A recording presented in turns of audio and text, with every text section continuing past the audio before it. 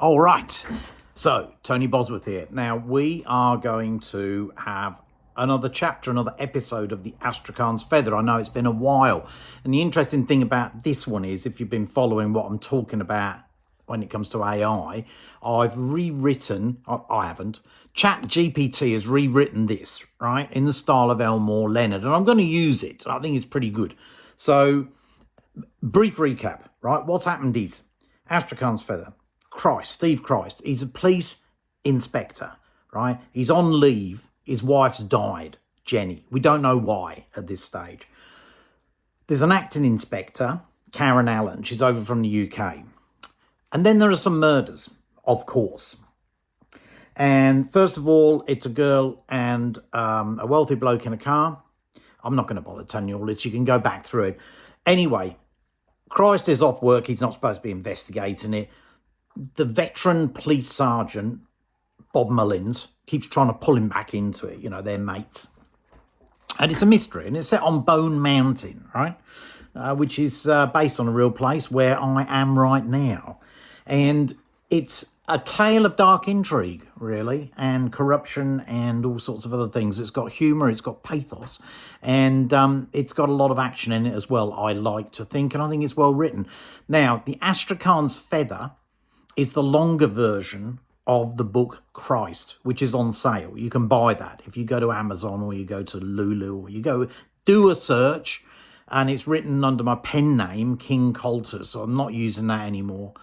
But anyway, look it up, Christ, by King Coulter, so you can go and buy it. But the Astrakhan's Feather is the original version. It's a longer version, all right?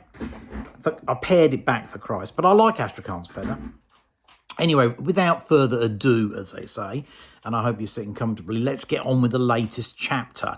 Now, this revolves around William Maguire and Holly Dreyfus. Holly Dreyfus is the reporter on The Record, which is a local newspaper in the town. William Maguire is her friend. They're both in their 20s, and he looks after the printing press. So there we are.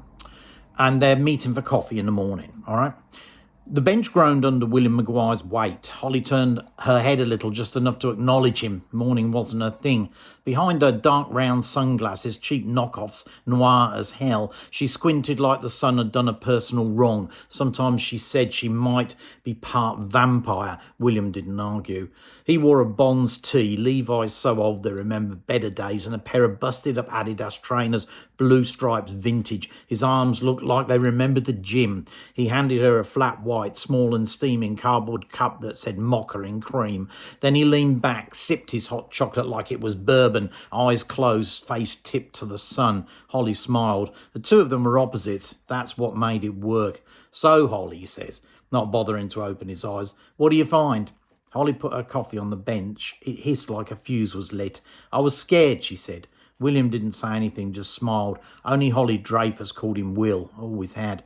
She didn't know he'd followed her last night. She never saw him when he didn't want to be seen. He was a shadow guy, sat under the acacia tree across the library, watching us slip in after hours. Only one car drove by. Half an hour later, slow, black sedan with Victoria plates. Rental, he thought. Locals were the ones he worried about. Locals killed for personal reasons.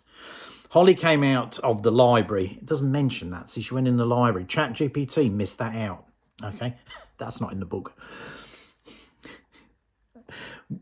Right, Holly came out of the library 2 hours later. William trailed her back, stayed in the dark behind the bottle shop and its creaky Lightning Ridge sign, watched until she was inside the Dreyfus house, lights going on room by room. When her bedroom went dark, he slipped next door into the Records office. The print room was like a church, moonlight bleeding through stained glass, spilling over the old press like liquid glass. He loved that. The machine looked holy in the dark. Out back, shirt off, he splashed water from the stone fountain on his face, on his chest. It smelled like frangipanis and eucalyptus. Spelt it wrong, right? The night was warm and strange and quiet. Upstairs, behind a shuttered window, Holly watched him. She didn't need proof he'd been there. She just knew she always knew. The next morning, on the same bench, the sun is already hot. She has a room, Holly said, like it just occurred to her, in the back of the library. Yeah, Will said, sipping. Holly frowned. Yeah, hidden kind of. Not really hidden, but you wouldn't notice it if you weren't looking. Locked? New lock. You could see where the old one was. The wood was lighter. Did you have a key? No, silly, I picked it. He turned, eyebrows up. You picked a lock. YouTube, she said, all teeth and wickedness. Jesus. Right.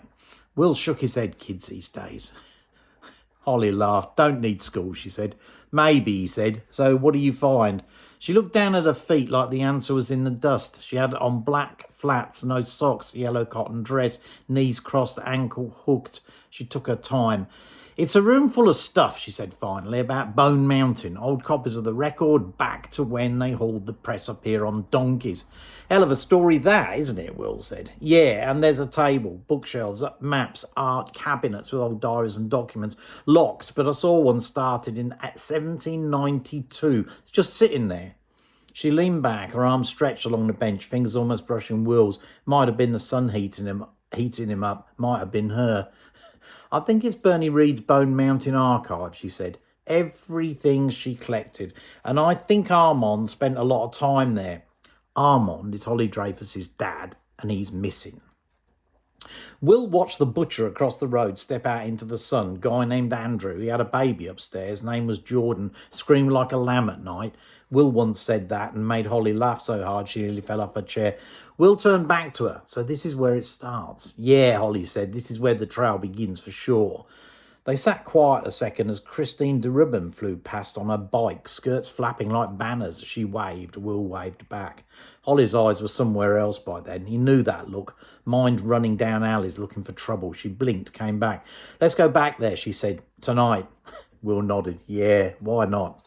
Okay, we'll stop it there. So I keep saying this. I'll do the Astrakhan's feather more regularly. I'm really interested in what AI can do, though. I don't think it's better written. I think it's just a bit different. And actually, this is the third time I've put this particular piece in ChatGPT, giving it the same instructions, and it's come up with something different each time. So that's interesting, isn't it? Anyway, yeah, look, talk to you again soon, and I hope you have a good weekend wherever you are in the world. Goodbye.